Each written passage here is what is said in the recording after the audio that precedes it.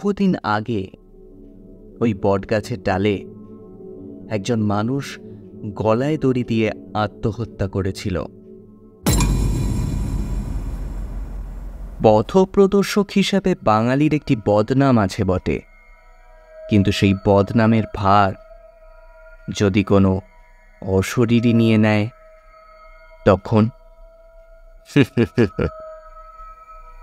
নমস্কার বন্ধুরা, আমার গল্প বলা কাজ ইউটিউব চ্যানেলে আপনাদের সকলকে স্বাগত।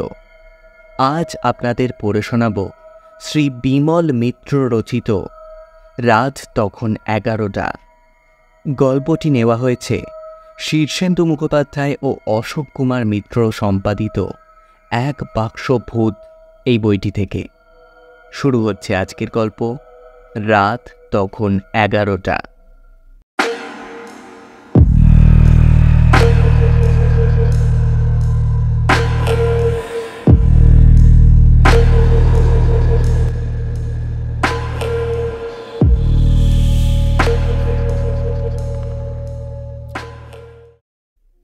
ঘটনাটি ঘটল রাত 11টার সময়। কলকাতা থেকে দেশে ফিরছি, দেশ বলতে যেখানে আমি জন্মেছি। কলকাতা থেকে ট্রেনে যেতে প্রায় 3 ঘন্টা মতো সময় লাগে। সকাল 5টায় একটা ট্রেন আছে, তাতে করে গেলে মাঝদিয়া রেল স্টেশনে যেতে ওই সকাল 8টা সাড়ে 8টা বেজে যায়। স্টেশনে নেমে আরও 5 ক্রোশ হাঁটা। খুব তাড়াতাড়ি হাঁটলেও তাতে আরও প্রায় 2 ঘন্টা মতো সময় লাগে। তারপর যদিও আরেকটা ট্রেন আছে, সেটা ছাড়ে ওই সকাল 9টা নাগাদ। তারপর দুপুর 2টো ও আরেকটা সন্ধে 6টায়। সন্ধে 6টার দিকে গেলে ওই রাত 9টা নাগাদ মাঝদিয়া রেল স্টেশনে পৌঁছানো যায়। কিন্তু তাতে করে গেলে বাড়ি পৌঁছতে যে প্রায় রাত 11টা বেজে যায়। তাই সাধারণত ওই ট্রেনটায় যাই না। তখন আমি কলকাতার একটা মেসে থেকে পড়াশোনা করি। প্রতি শনিবার দুপুর 2টোর ট্রেনে বাড়ি যাই। তাতে সুবিধা খুব, ট্রেনে ভিড়ও কম থাকে, আর সব থেকে বড় কথা সন্ধ্যের আগে বাড়ি পৌঁছানো যায়। কিন্তু সব সময় সেই ট্রেনে যাওয়ার সুবিধা হয় না। লেখাপড়া ছাড়াও ফুটবল খেলার খুব নেশা ছিল, তাই রবিবার দিনটা দেশ গায়ে না কাটিয়ে কলকাতার বন্ধু বান্ধবদের সাথে কাটাতেই বেশি ভালো লাগতো। এদিকে কোনো শনিবার যদি বাড়ি না যাই, তবে বাবার চিঠি আসে। লেখেন, তুমি গত শনিবারে বাড়ি আসো নাই কেন? আমরা যে তোমার পথ চাহিয়া বসিয়াছিলাম। তোমার শরীর খারাপ হইল কিনা সে বিষয়ে ভাবিয়া বড় চিন্তিত হইয়াছি। পত্র পাঠে অবশ্যই উত্তর দিবে। ইত্যাদি। আমি বাবার একমাত্র সন্তান। বাবার বয়স হয়েছে। আমাকে নিয়েই তার ভাবনা, চিন্তা, স্বপ্ন সব কিছু। আমি বড় হব, মানুষের মতো মানুষ হব, বংশের মুখ উজ্জ্বল করব। কিন্তু ততদিনে আমারও যেন একটা নিজস্ব জগৎ তৈরি হয়েছে। তাই দেশের চেয়ে কলকাতার আকর্ষণই আমার কাছে অনেক বেশি। আমার জন্যে বাবা মোটা হাত খরচ পাঠান। সেই টাকা দিয়ে আমি ময়দানে ফুটবল, ক্রিকেট খেলা দেখি, আবার কখনো কখনো সিনেমাও দেখতে যাই। কলকাতার জীবন গ্রামীণ জীবনের মতো একঘেয়ে নয়। সেখানে চারিদিকে কেবল এঁদো, পানাপুকুর, ক্ষেতখামার আর বন জঙ্গল। আমাদের মতো যাদের অবস্থা ভালো নয়, তারা লেখাপড়া ছেড়ে দিয়ে বারোয়ারি তলায় বটগাছের ছায়ায় হাড়ু মুদির দোকানের তলায় বসে দিন রাত আড্ডা মারে, তাসও খেলে। আর আমি গেলে আমার কাছ থেকে ওরা কলকাতার গল্প শোনে। কারোর কোনো কাজ নেই, বাড়ির অবস্থা খারাপ বলে তারা কলকাতা আসতে পারে না, সেই পয়সা তাদের নেই। তাই আমাকে ওরা একটু একটু হিংসাও করে। আমার চালচলন, বেশভূষা দেখে তারা অবাক হয়ে যায়। আমার জুতো, চুল ছাঁটা, এমনকি সাবান মাখা দেখেও তাদের চোখে তাক লেগে যায়। কারণ আমাদের গ্রাম এমন একটি গ্রাম যেখানে শহরের সভ্যতা ঢোকবার কোনো সুযোগই পায়নি। আমাদের বাড়ির পাশেই থাকতেন নসু কাকা। আসল নাম যতদূর সম্ভব নৃসিংহ প্রসাদ এরকম কিছু একটা হবে। বাবা তাকে নসু বলে ডাকতেন। তিনি গ্রামে গ্রামে যজমানদের বাড়ি গিয়ে পুজো করে বেড়াতেন। বড় ভালো মানুষ। আমি দেশে গেলেই আমার সাথে উনি দেখা করতে আসতেন। বলতেন, তা কিরকম লেখাপড়া হচ্ছে বাবা? হ্যাঁ। আমি তাকে প্রণাম করে বলতাম, হ্যাঁ কাকা, ভালোই হচ্ছে। টুকা টুকা টুকা টুকা মন দিয়ে লেখাপড়া করবে কিন্তু বাবা, এখন দিনকাল বড্ড খারাপ। আর তোমার ওই কলকাতা শহরে যেরকম গাড়ি ঘোড়া ট্রাম বাস যা সব শুনেছি, সাবধানে চলাফেরা করো কিন্তু। এই নসু কাকা আমাদের দেশের নামকরা পুরুত মশাই। তিনি না হলে আমাদের ওখানে কারোর বাড়িতেই পুজো আর্চা হতো না।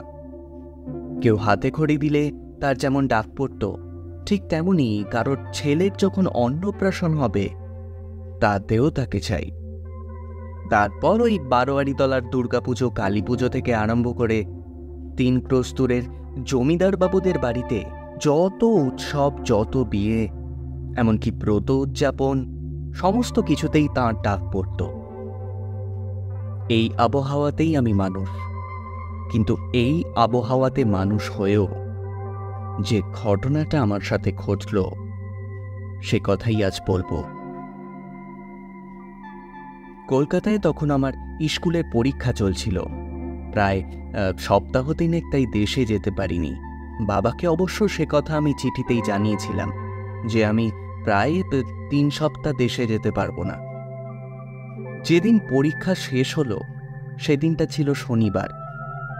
মেসে এসে ভাবলাম 2টো ট্রেনটা ধরব, কিন্তু কদিন ধরে রাত জেগে পড়বার পর বড্ড ক্লান্ত হয়ে পড়েছিলাম।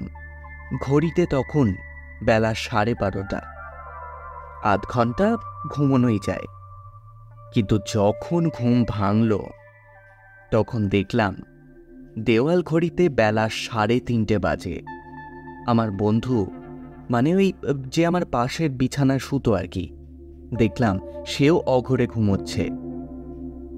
সর্বনাশ, 2টোর গাড়ি তো কখন ছেড়ে দিয়েছে। এখন যে 6টার গাড়ি ছাড়া আর কোনো উপায় নেই। কিন্তু ওই গাড়ি করে গেলে যে বাড়ি পৌঁছাতে প্রায় 11টা বেজে যাবে। সেদিন আবার শিয়ালদা স্টেশন থেকে গাড়ি ছাড়তে আরও প্রায় আধ ঘন্টা দেরি হয়ে গেল। স্বাভাবিক, ট্রেন দেরি করেই মাঝদিয়াতে পৌঁছবে। তার মানে যখন ওই 5 ক্রোশ পথ হেঁটে বাড়ি পৌঁছব তখন প্রায় 12টা বেজে যাবে। এই রে, বাবা বোধহয় সত্যিই এবার বকাবকি শুরু করে দেবেন। কিন্তু না, ট্রেনটা সঠিক সময়ে মাঝদিয়া স্টেশনে এসে পৌঁছল।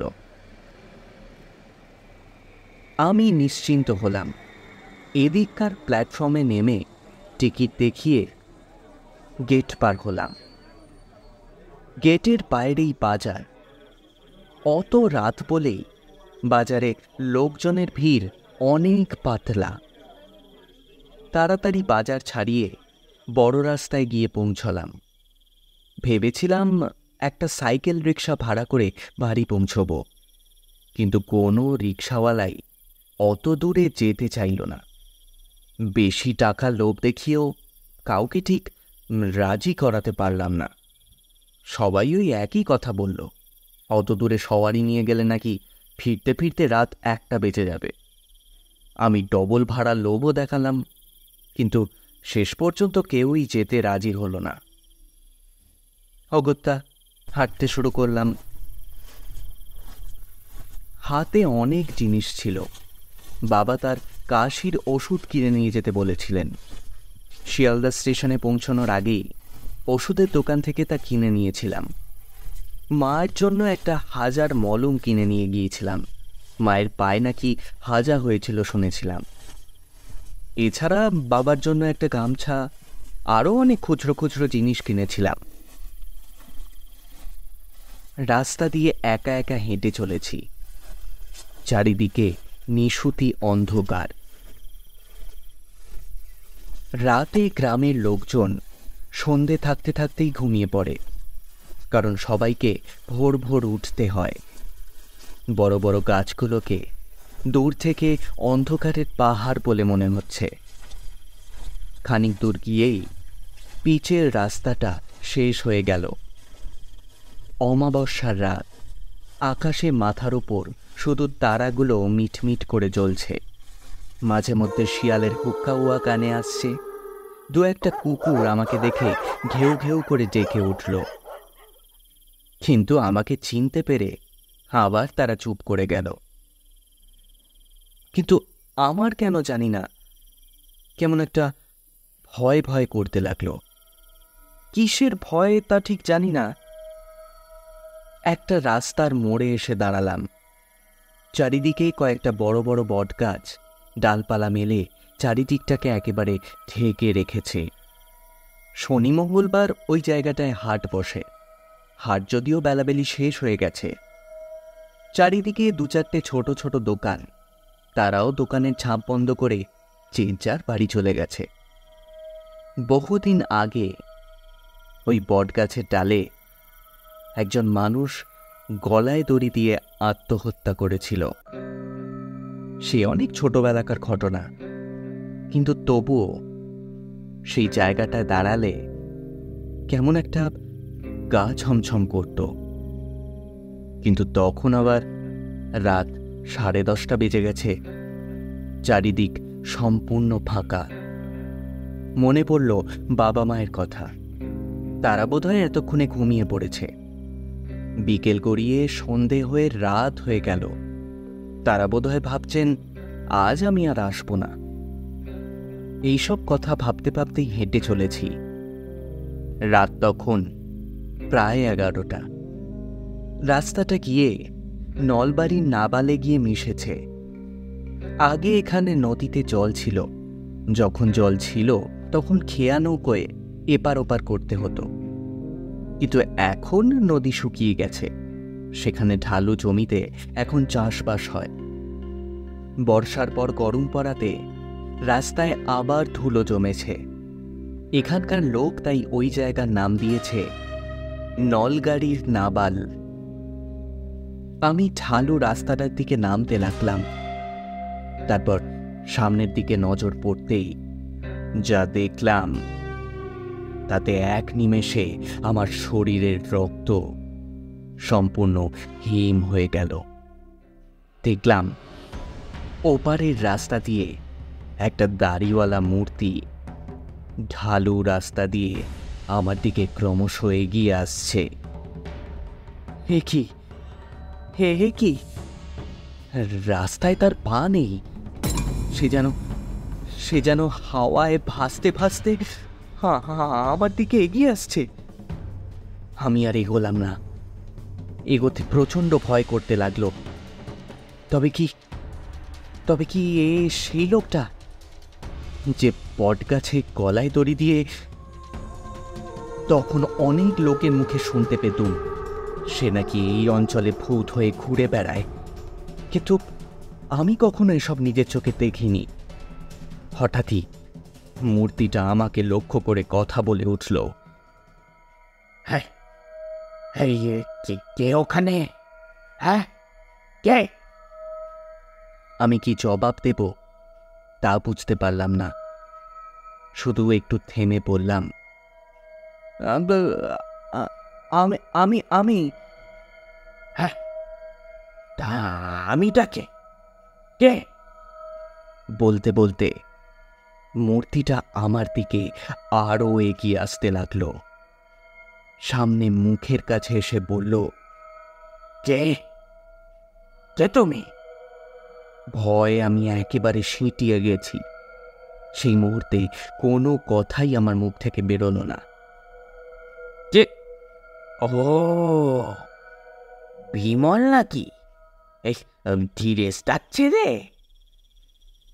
আমার তখন যেন জ্ঞান ফিরে এলো। চিনতে পারলাম মূর্তিটাকে। এ যে আমাদের নসু কাকা। বললাম, "আপ, নসু কাকা, আপ, আপনি?" হ্যাঁ হ্যাঁ হ্যাঁ হ্যাঁ, আমি। তা তোমার আসতে এত দেরি হলো যে? আসলে দুপুর 2টো ট্রেনটা ধরতে পারিনি, একটু ঘুমিয়ে পড়েছিলুম, তাই ওই 6টার ট্রেন ধরে আসছি। তা বেশ বেশ। তবে আজকে এই অমাবস্যার রাতে এই দিকটা না এলেই ভালো করতে আর কি। ঠিক রাত বিরেতে কি আসা ভালো? হ্যাঁ, এই আমাদের গায়ে আবার পরশু দিনে বাঘ বেরিয়েছিল। তারপর আবার কদিন আগে ওই বাবুদের বাড়িতে ডাকাত পড়েছিল। তা আপনি এত রাতে কোথায় যাচ্ছেন? আর বলো না বাবা, জমিদার বাড়ি থেকে হঠাৎ ডাক এসছে। তার বড় ছেলের বড্ড ব্যামো। তার বাড়ি গিয়ে শান্তি সস্তায়ন করতে হবে যে। তা যত রাতি হয়ে যাক, আমাকে ওখানে পৌঁছতেই হবে। হ্যাঁ, তার বড় ছেলের একেবারে এখন যায় তখন যায় অবস্থা। তাই একটু চারটি নাকে মুখে গুজেই দৌড়চ্ছি আর কি। আমাকে যে ব্যাটা ডাকতে এসেছিল তাকেই বললুম, তুমি বাপু একটু এগো, আমি চারটি খেয়েই যাচ্ছি। তা সে তো এই পথ দিয়ে গেল। তোমার সাথে রাস্তায় কোনো লোকের দেখা হয়নি? কই না তো। তা হতে পারে, রাতের বেলা হয়তো চোখে ঠাউর হয়নি। কিন্তু যাই বলে বাবা, এত রাতে এসে কাজটা মোটেও তুমি ভালো করনি, এটা কিন্তু আমাকে বলতেই হচ্ছে। হ্যাঁ, এই চলো তো, আমি তোমাকে গা পর্যন্ত পৌঁছে দিয়ে আসি। হ্যাঁ, এমা, আপনি আবার এত কষ্ট করতে যাবেন কেন? তাছাড়া বললেন তো আপনারও নাকি তারা আছে। সে কি কথা বাবা, এত রাতে এই অবস্থায় তোমাকে কি একলা ছেড়ে দেওয়া যায়? শুনলে ধীরেজটা যে আমার ওপর বড্ড রাগ করবে। পরে আবার আমাকে বলবে, এই তুমি খোকাকে ওই অবস্থায় একলা ফেলে কি করে চলে গেলে নসু? কি আর করা যাবে, ওইদিকে জমিদার বাবুর বড় ছেলের ওই অবস্থা, আর তিনি কিনা আমাকে এখন বাড়ি পৌঁছে দিতে চান। রাস্তায় যেতে যেতে নসু কাকা বলতে লাগলেন, তুমি তো প্রায় সপ্তাহ তিনেক বাড়িতে আসনি। ধীরেজটা খুব ভাবছিলেন আর কি। তুমি কলকাতায় থাকো, যথেষ্ট বয়স হয়েছে। বাবা, একটা কথা বলছি, কিছু মনে করো না। তোমার যত পড়াশোনাই থাক, সপ্তাহে একটা দিন বাবা মায়ের সাথে দেখা করতে গায়ে আসতেই পারো। কিন্তু তুমি যখন বড় হবে আর নিজে যখন বাবা হবে, তখন বুঝবে যে ছেলেকে একবেলা না দেখতে পেলে বাবা মায়ের মনে কি কষ্টটাই না হয়। সে কথা শুনে আমি কোনো উত্তর দিতে পারলাম না। চুপ করে তার সঙ্গে চলতে লাগলাম। বাড়ির কাছাকাছি এসে নসু কাকা বললেন, হ্যাঁ, ওই দেখা যাচ্ছে তোমার বাড়ি। আর কোনো ভয় নেই। আমি তবে চলি খোকা, আমার একটু তাড়া আছে যে। বলে তিনি চলে গেলেন। আমি আমাদের বাড়ির সদর দরজায় কড়া নেড়ে ডাকতে লাগলাম। বাবা আমার ডাক শুনে ধর্মর করে জেগে উঠেছেন, মাও জেগে উঠেছে। তাড়াতাড়ি দরজা খুলে দিয়ে আমাকে দেখে বললেন, এ কি খোকা, তুমি এখন তা কোন ট্রেনে এসেছ? দুপুরে ট্রেনে আসতে পারলে না? আসলে দুপুরবেলা পরীক্ষা দিয়ে এসে একটু ঘুমিয়ে পড়েছিলাম বাবা। ও, তা বলে এই সন্ধ্যের ট্রেনে আসতে হয়? জানো তো বাড়ি পৌঁছতে রাত 11টা বেজে যাবে। তাছাড়া আমাদের গায়ে পরশু দিনে বাঘ বেরিয়েছিল, সে খবর রাখো? কদিন আগে আবার বাবুদের বাড়িতে ডাকাত পড়েছিল। হ্যাঁ, সে কথা শুনলাম বটে। নসু কাকাই বললেন, উনিই তো আমাকে বাড়ি পৌঁছে দিয়ে গেলেন। কে? নসু? হ্যাঁ তো, ওনার সাথে তো ওই নলগাড়ির নাবালে দেখা হয়ে গেল। তিনি তো জমিদার বাড়িতে যাচ্ছিলেন। তাদের বড় ছেলের নাকি মরমর অবস্থা, তাই ওই শান্তি সস্তয়ান না কী সব করতে ওনাদের বাড়ি যাচ্ছিলেন। বাবা আমার দিকে হতবাগের মতো চেয়ে রইলেন। মাও অবাক। বাবা বললেন, খোকা, তুমি তো ঠিক দেখেছ? নসু মানে তোমার নসু কাকা, তিনি তোমার সাথে কথা বলেছেন? কি সব আবল তাবল বকছো রাত বিরেতে? বারে আমি ভুল দেখব কেন? আমি নসু কাকাকে চিনতে পারবো না? বাবা বললেন, কিন্তু কিন্তু নসু যে পরশু রাতে মারা গিয়েছে, আমরা যে নবদ্বীপে গিয়ে তার সৎকার করে এলুম।